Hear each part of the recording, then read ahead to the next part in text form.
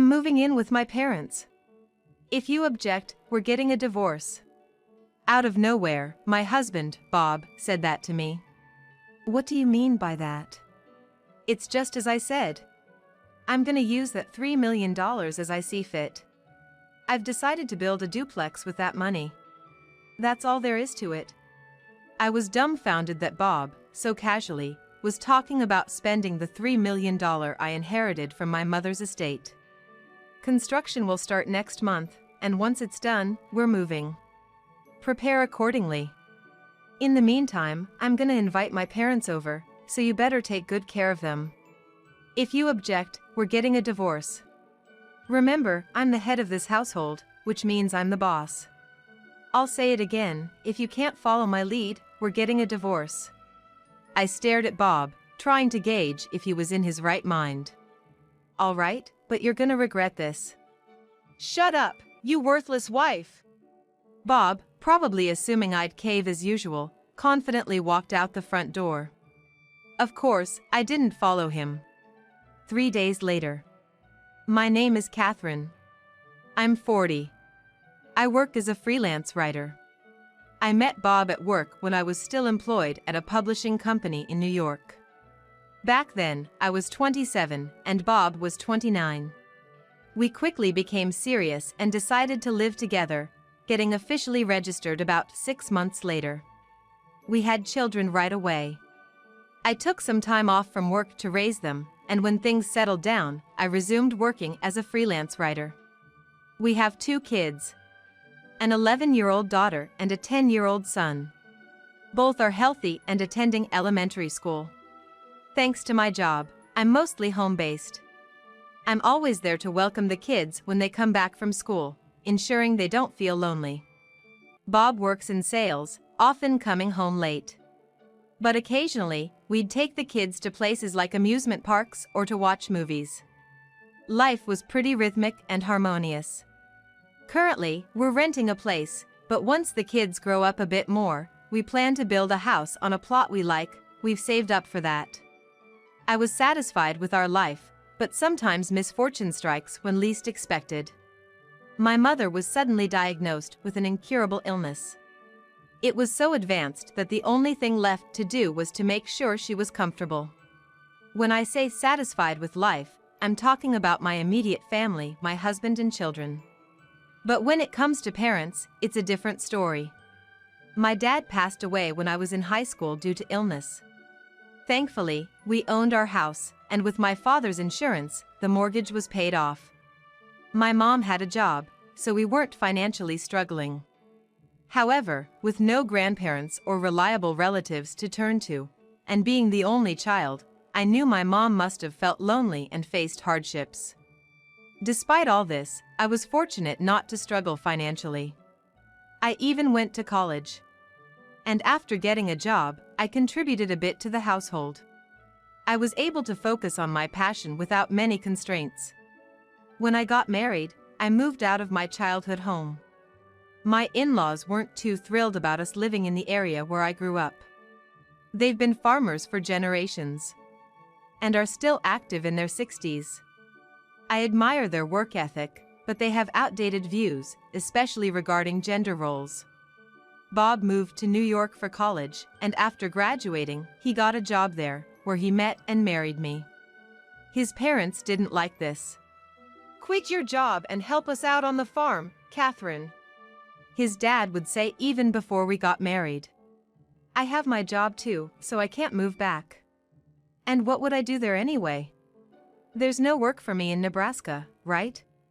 Bob said that and managed to persuade my in-laws. They grudgingly allowed us to continue living in this town, where my family is from. However, every time something happens, they would call me and complain. Well, my parents have made various compromises for us. I know it's annoying, but please bear with their occasional calls. I thought, well, it can't be helped, and put up with it. I know my mother appreciated having her daughter and son-in-law nearby and tried to be considerate to my in-laws. Thinking of it as a way to show gratitude to both sets of parents helped me endure it. My in-laws, however, have made several aggravating remarks in the past. When our eldest daughter, Lily, was born, the first thing they said was, "Why didn't you give birth to a male heir? And on top of not living with us, you can't even have a boy. Why did Bob choose a wife like you?" They said all this before even offering congratulations. To this, Bob responded, "People in the countryside have those values, just let them say what they want to say." I was annoyed, but I decided to ignore their comments, understanding that we came from different backgrounds. And a year later, when our son James was born, there were cheers of, "Well done!" and "Now I can finally accept you as a part of the Smith family." I was surprised when they added, "Bring him over to show everyone." After all, to get to my in-laws' place, you'd need to take a plane and then a train, which at the very least takes 4 hours. There's no way I can take a newborn and a 1-year-old that far. Bob seemed to want to go and show off to his parents, perhaps because they praised him, but I said, "Aren't you worried about your own kids? It's nice if your parents want to see them, but there's no way I'm taking them. If you insist on going, I'll leave this house." After hearing that, he finally gave up. I even had to remind my in-laws of the consequences, asking them if they were okay if something happened to their heir, after which they begrudgingly gave in. But they were relentless in their phone calls to me. Still, I endured it all for the sake of protecting my children. In the end, my in-laws never did come over. The reason, of course, was the distance.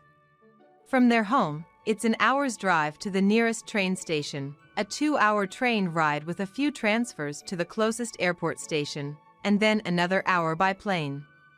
Just the travel time is 4 hours, but considering layovers, you'd probably need an additional 2 hours or so. In other words, it takes a good half-day to travel. Even for the sake of their grandkids, for my in-laws who hardly ever leave their hometown, the distance felt like they were traveling to the other side of the world. It was a pity that we couldn't let them see their grandchild very often because of the distance. However, since they didn't come to visit either, we compromised on this matter and made an effort to send lots of photos and show our concern. The first time we took our kids to visit my husband's parents was after they started kindergarten. Figuring it was about time, Bob adjusted his work schedule, and we chose a time outside the peak holiday season to ensure a smoother trip. My in-laws seemed delighted, but it was primarily directed towards their grandson, James. They almost completely ignored our daughter. This made me feel uncomfortable, and I wished we didn't have to visit again. Around that time, Bob's job became hectic, and it became harder to get time off. Since then, we haven't visited his parents once. I felt genuinely relieved. Since my own parents lived nearby, we visited them regularly. I did feel somewhat guilty about this, but given the way we were treated by my in-laws, I justified it in my mind. Bob seemed okay with it, and though I felt it was a bit irresponsible, we let it be. That was until the recent event. When I learned about my mother's illness and until she passed away, I tried to be with her as much as possible. Whenever she felt better, I would bring the kids to see her, ensuring we had no regrets. My in-laws had complaints about this. "You're always letting them see your mom, but never us." I was stunned to hear these words. After all, the situations were entirely different. My mother had a limited time left. She was soon going to be gone. Did they really understand this and still had the audacity to say such things? I broke down and spoke to Bob about it, but all he said was, "Maybe it's because I told them over the phone that the kids were visiting their grandma. Just try to bear with it." I felt disappointed in Bob. It had always been this way. Bob always left me to deal with issues related to his in-laws. He simply asked me to bear with them. He never defended me when they said anything against me, and it seemed like he didn't intend to. I, on the other hand, had never been told anything about my mother, so I always felt indebted to deal with his parents on my own. I realized at this moment that he was that kind of person. The trust and affection I had for Bob faded at this time. But if I had any spare time to be upset about this, I thought I should visit my mother. Regardless of what his parents said, I stood my ground and didn't let them affect me. Up until the last day of my mother's life. There were many thoughts, but I couldn't keep crying. People can become strong for the ones they need to protect. I am now a mother myself, I can't just be my mother's daughter. Later, while sorting things out, I discovered something astonishing. My mother had a safe deposit box at the bank. Inside it, to my surprise, were gold bars. They were in a significant amount and seemed to have been purchased a long time ago. Apparently, she bought them with the insurance money from my father. There were also stocks. Converting all of it to the current value. That's like $3 million. It was beyond shocking. And in the safe, there was also a letter written by my mother.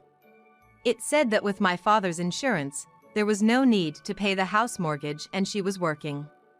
I wasn't a child who needed a lot of money. The money she saved was kept as gold in stocks for when it might be needed. She hoped it would be used wisely if something happened to her. Reading this, I felt my mother's emotions deeply and hugged the letter, crying. People often say, even between spouses, not to disclose the amount of inheritance, but I couldn't keep this amount a secret and told Bob about it. $3 million! Bob was speechless. Neither of us could find words for a while. What are you gonna do with that $3 million? Bob finally broke the silence. What do you mean, what am I gonna do? I was perplexed. For now, I plan to wait until the inheritance is settled. I'm the only heir, so I don't think there'll be any problems. Yeah, I guess so. Bob said, seemingly lost in thought, looking up as if calculating something. I just thought I'd let you know. I said, leaving the room while he seemed distracted. Soon after, I completed the inheritance procedures, and the $3 million was transferred to my name.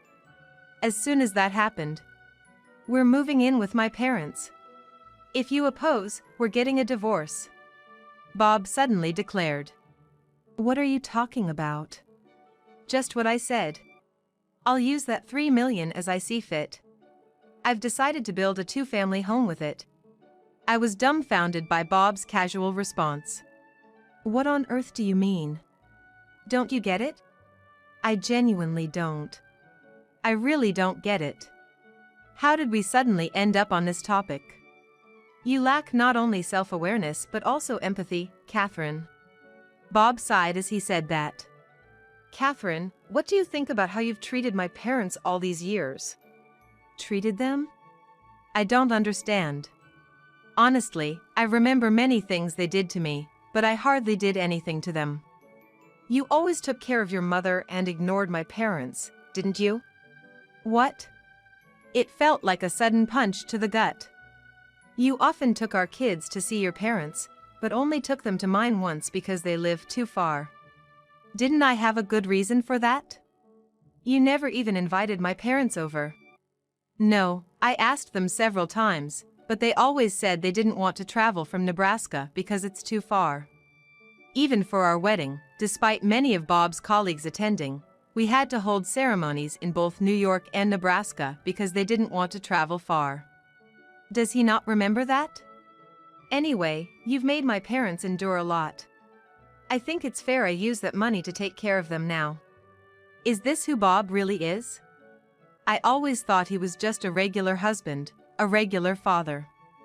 As I stood there stunned, Bob continued. I've always been unhappy with how you treated my parents. But there aren't jobs back in Nebraska, so I put up with it. Watching you pamper your parents, I've always wanted to do the same. But hey, I'm the bigger person here, so I kept quiet just to keep peace at home. What? I kept silent, figuring I should hear him out completely since he is, after all, my husband. But now that we have this huge sum of money, things change. I don't need to hustle in this demanding job here. I'll quit and go back to Nebraska. We'll build a duplex, and I'll take care of my parents. When I mentioned my mother's inheritance, was he scheming this all along while looking into the sky? Little did I know he was making all these plans in his head. Bob, looking straight into my eyes, made this declaration. Next month, we'll start construction. Once it's done, we're moving. So, you better prepare. Meanwhile, I'll invite my parents over. Make sure you take care of them. If you can't, we're getting divorced. Remember this, Catherine, I'm the head of this household. I'm the boss here. If you can't follow what I say, we're getting divorced. I tried to gauge whether Bob was in his right mind by looking deep into his eyes. His eyes were bloodshot. He could be sane or insane, it's hard to tell. But one thing was clear, he was blinded by the $3 million. I could almost see the wads of cash in his pupils. No. I responded firmly. What did you say? I won't live with your parents, Bob. And I won't move to Nebraska. I'm not uprooting our kids either. And at this point, I can't welcome your parents here. Then, we'll get divorced. Bob, glaring at me, declared.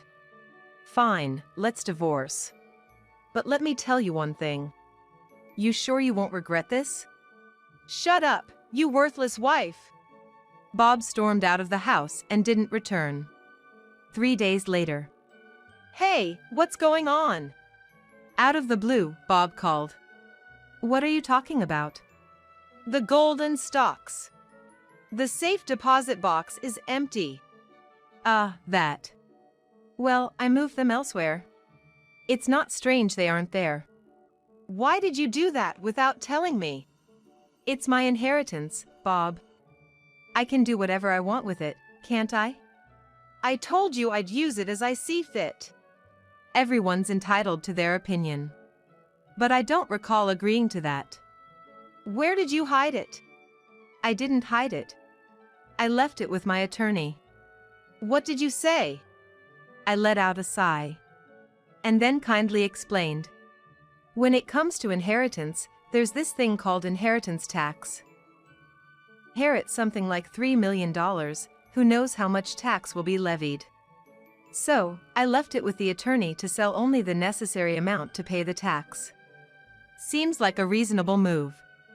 So, I asked for that during the inheritance procedure, right? Go get it back now. And give me the money from the sale. Why should I do that for you, a stranger to me now? What? Bob seemed confused by my words. I'll say it again. Why should I do that for you, a stranger? We're married, aren't we? I sighed again, deciding to clarify kindly. You know, you said you wanted a divorce. Right after that, I immediately contacted a divorce attorney and the proceedings are already underway. Soon, you and I will be strangers. Why'd you do something so rash? Weren't you the one who brought up the divorce? That was just a strategy to get you to agree on the inheritance. I was flabbergasted. The audacity to say such a thing so boldly. Anyway, I've already made payments to the lawyer, and if things continue this way, you and I will soon be strangers to each other. Even if we were still married, you would have no rights whatsoever. Hey, we're married! Don't be so cold! Bob's voice was almost tearful. So, we'll soon no longer be husband and wife. By the way, I didn't realize until I heard it on this call, but you took the key to the safe deposit box without telling me, didn't you? Bob remained silent. It was an empty box, and I was thinking of canceling it anyway. But if you were trying to take its contents without my knowledge, that's theft. You're calling your husband a thief? You'll soon no longer be husband. Oh, but when you took the key, we were still married, right? I'll have to consult with a lawyer about what that means. Upon hearing this, Bob began to shout something incomprehensible over the phone. I can't understand what you're saying, so I'm gonna hang up, I said, blocking his number. That night, I got a call from the in-laws. I'd blocked Bob's number but forgot about theirs. This was their grievance. We've already started demolishing the house for reconstruction, and now you're telling us to stop? You think that's gonna fly? We've already hired the contractor. He's told everyone about this big $3 million job he's got. Bring the money now. If you apologize, we'll still accept you as our daughter-in-law." To avoid further hassle, I decided to patiently listen to their ranting. It seemed Bob had already returned to their home and begun reconstruction procedures while I was handling the inheritance. He probably thought if he presented it as a done deal, I'd just go along with it.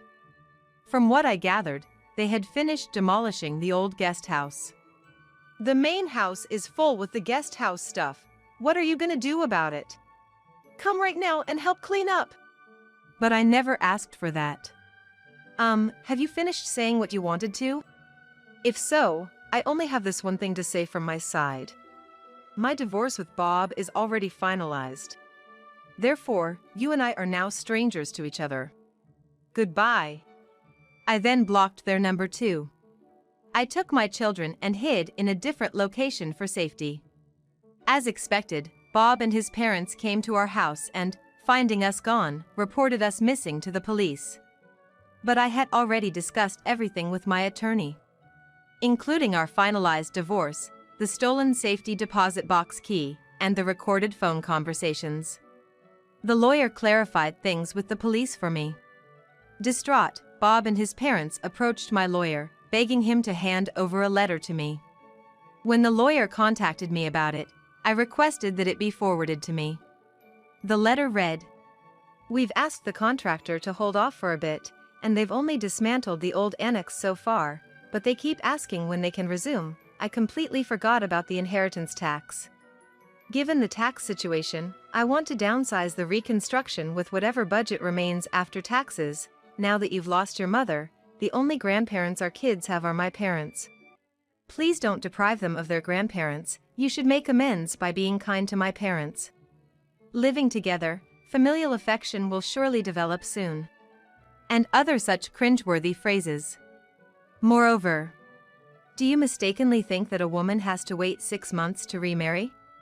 There's no such rule for couples. Let's reconcile immediately. Was written, making me roll my eyes even harder. Of course, I had my lawyer relay a firm no to all of Bob's requests, warned him to have no more interactions with me, and alerted him that any further stalking would be reported to the police. According to my lawyer, it seemed Bob had already started the procedures to quit his job. In his haste, he tried to reverse his decision, but his company was already in the middle of downsizing, so they didn't allow it. After receiving his severance, Bob reluctantly returned to his hometown. With the money, he managed to appease the contractor, halting the reconstruction. However, I heard he'd completely lost his reputation back home and now lives in the old family house in cramped conditions. I decided to move far away to ensure Bob and his parents couldn't find me. My job is remote, so moving didn't cause any issues. It's a blessing in this modern age. I told my kids their dad was away for work, and surprisingly, they accepted it without much fuss. I thought Bob had a good relationship with them, but now it seems it wasn't that great after all. Come to think of it, it felt like Bob only interacted when he felt like it. It seemed like he wasn't truly listening to what I said, always asking for patience. Maybe he had the same kind of superficial relationship with our kids too. I'll keep the inheritance safe for the kids' future. It's a safety net for emergencies. Just like my mother raised me with steady guidance, I'll ensure my kids grow into grounded individuals.